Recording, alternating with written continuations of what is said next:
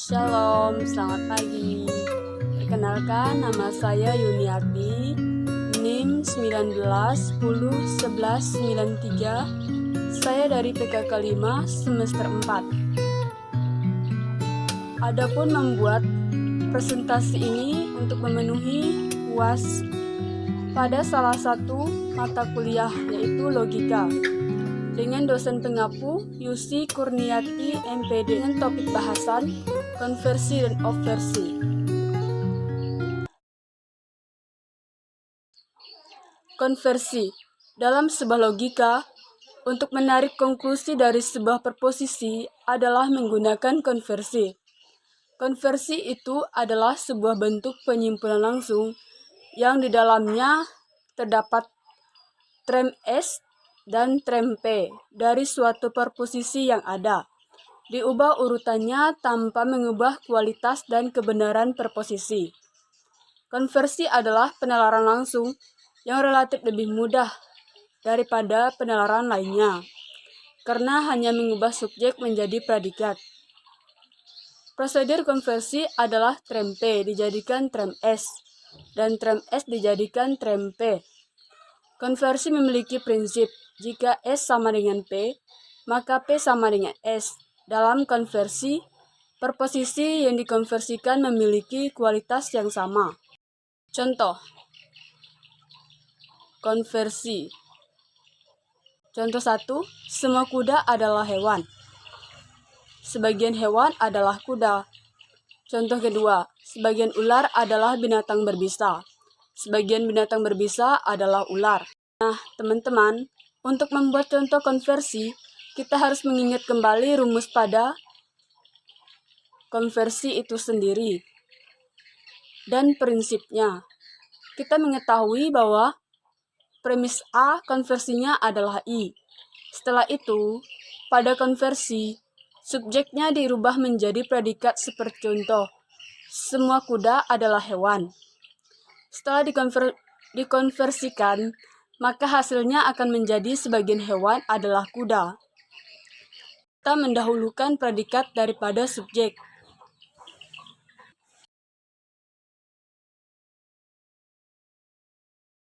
Simpel adalah kualitas trem subjek dan trem predikat yang diubah posisi tidak berubah, hanya preposisi E dan I, yang dapat dikonversikan secara simpel.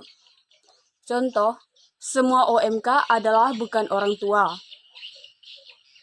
Semua orang tua adalah bukan OMK.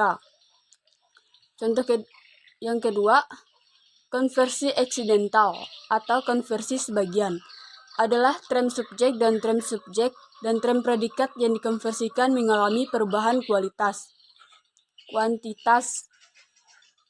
Ini terjadi ketika A dikonversikan menjadi I dan E dikonversikan menjadi O. Contoh, semua manusia adalah bernafas. Sebagian bernafas adalah manusia. Untuk membuat contoh konversi, kita harus mengingat terlebih dahulu rumus pada konversi dan prinsipnya itu sendiri. Kita mengetahui bahwa premis E, konversinya adalah E. Setelah itu, pada prinsip konversi, subjeknya dirubah menjadi predikat. Seperti contoh, semua OMK adalah bukan orang tua. Setelah dikonversikan, maka hasilnya akan menjadi semua orang tua adalah bukan OMK, karena kita mendahulukan predikat pada subjek. Nah, di sini ada rumus konversi. Jika premisnya A, maka konversinya adalah I. Maka premisnya E, konversinya E. Jika premisnya I, maka konversinya adalah I. Premis O, maka konversinya tidak ada konfirmasi yang valid. Nah, di sini saya ada menampilkan contoh untuk preposisi A, preposisi E, dan preposisi I. Di mana contoh preposisi A, semua kendaraan beroda 2 adalah motor. Kesimpulan, sebagian motor adalah kendaraan beroda 2. Preposisi E, contoh, tak satu pun guru adalah tamatan SMA. Kesimpulan, tak satu pun tamatan SMA adalah guru. Preposisi I. Beberapa anggota CU adalah sarjana. Kesimpulan, beberapa sarjana adalah anggota CU. Nah, teman-teman, sekali lagi saya mengingatkan bahwa untuk membuat contoh dari konversi, kita harus mengingat terlebih dahulu rumus konversi dengan prinsip konversi itu sendiri, sehingga memudahkan kita untuk membuat contoh dari konversi. Kita mengetahui bahwa premis setelah itu pada prinsipnya konversi subjeknya dirubah menjadi predikat. Seperti contoh, semua kendaraan roda 2 adalah motor. Setelah dikonversikan, maka hasilnya akan menjadi sebagian motor adalah kendaraan beroda 2. Karena kita mengatakan subjek menjadi predikat. Begitulah kita membuat contoh dari konversi. Dan penjelasan contoh lainnya juga sama seperti yang telah saya jelaskan. Yang kedua, ada obversi. Obversi adalah sebuah proses perubahan dengan menyangkal lawan dari suatu afirmatif. Ada beberapa proses yang ditemukan untuk melakukan konversi. Salah satunya, subjek pada proposisi asal atau premis tidak boleh mengalami perubahan. Yang kedua, kualitas premis diubah dari afirmatif menjadi negatif, atau sebaliknya, dari negatif menjadi afirmatif.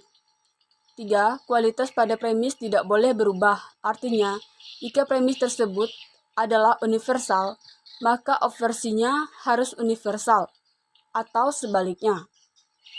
Keempat, predikat pada kedua preposisi harus dijadikan kontradiktif.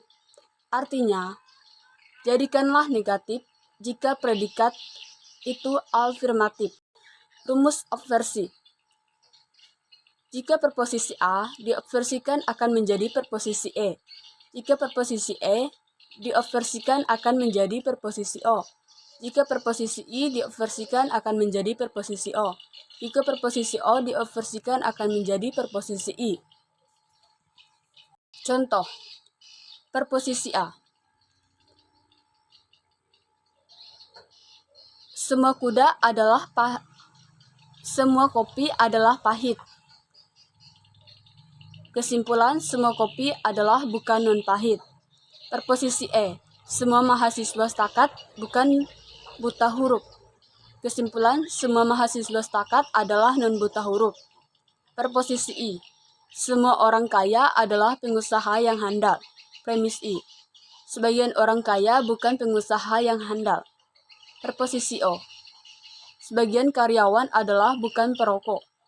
Kesimpulan, sebagian karyawan adalah non-perokok. Nah, untuk membuat contoh dari obversi, langkahnya kita sama dengan konversi, di mana kita terlebih dahulu mengingat dari rumus obversi dan prinsipnya itu sendiri, di mana prinsipnya yaitu menyangkal lawan. Jadi, kita membuat contoh dengan menambahkan kata non pada kalimat yang telah diobversikan, seperti contoh, semua kopi adalah pahit. Jadi kita obversikan menjadi semua kopi adalah bukan non-pahit. Semua contoh pada obversi kita tambahkan kata non. Ini ada rumus obversi. Premis A, maka konklusinya adalah E. Sama aja dengan rumus pada konversi tadi, cuman di rumus obversi ditambahkan dengan kata non. Sekian presentasi dari saya ucapkan terima kasih. Selamat pagi.